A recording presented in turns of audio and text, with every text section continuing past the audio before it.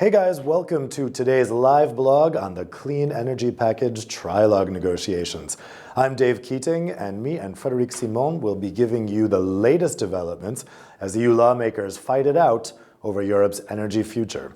But before we go into what's at stake today, let's back up a second, because some of you may be asking, what the heck is a trilogue?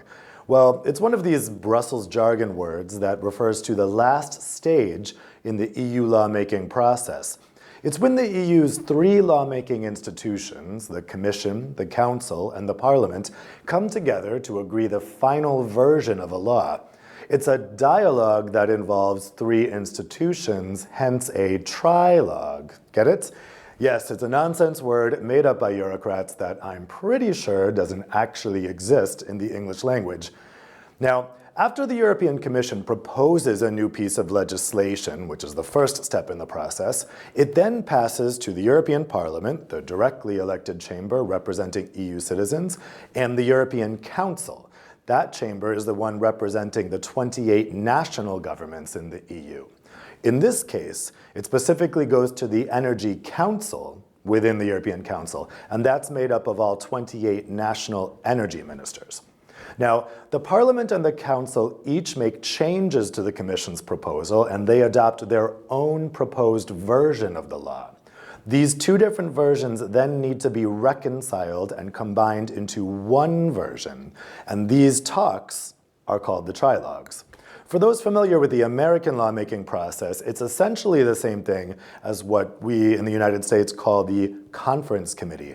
That reconciles the two versions of a piece of legislation drawn up by the Senate on the one hand and the House of Representatives on the other.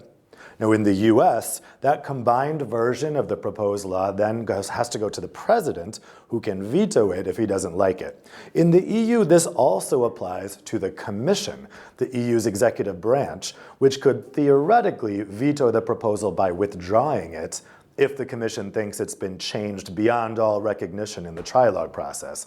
In reality, this basically never happens, though.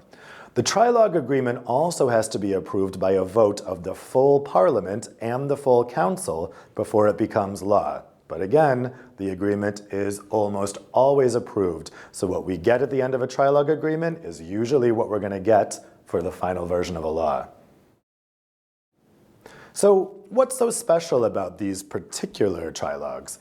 Well, they are some of the last pieces of legislation left to be adopted in the Clean Energy Package, which was proposed by the Commission to help the EU meet its commitments under the Paris Agreement. The two laws being debated today are the Renewable Energy Directive and the Energy Efficiency Directive. The Renewables Law would set a mandatory target for the proportion of renewable energy in the overall energy system that must be met by each EU member state by 2030. The other law would require member states to save a certain amount of energy use by that time by implementing efficiency measures. What will be interesting to watch today is whether things have changed because of new governments in Spain and Italy. The trilogue negotiations are always conducted by one representative from each institution. For the Parliament, that is, whichever MEP has been appointed rapporteur on the file.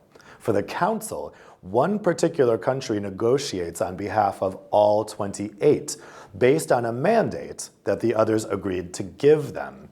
That country is whichever one holds the rotating 6-month presidency of the Council, which at the moment happens to be Bulgaria. Now, member states agreed on a mandate for these two energy efficiency negotiations several months ago, energy efficiency and renewables. But since then, we've seen political earthquakes in Italy and Spain, which have brought populist and leftist governments to power. Both of those new governments are much more ambitious on fighting climate change than their predecessors. So the mandate agreed several months ago probably isn't valid anymore, and Bulgaria can go further toward the Parliament's position, which, as usual, is far more ambitious than the Council's. Why is the Parliament's version of legislation almost always more ambitious than the Council's?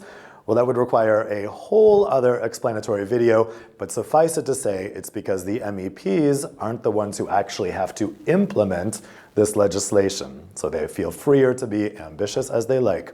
So there you have it. That's what's at stake today. You can follow the live blog today to learn more about each country's position and what these legislative changes will mean for you as an energy consumer.